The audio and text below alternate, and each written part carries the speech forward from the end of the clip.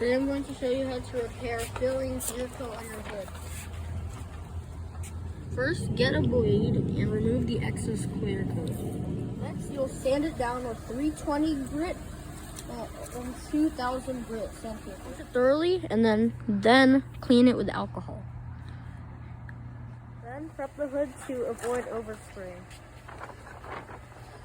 For this process, we're going to use 2 Rust-Oleum automotive paint gloss that you can get at Lowe's. And make sure the hood is clean and dry, so we're going to wipe it down with alcohol. Take the can well, and we're going to apply the first coat. Let's do this.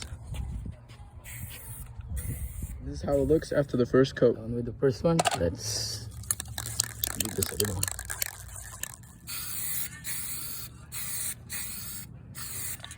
This is how it looks after 2 cans. Now let's go with the third can.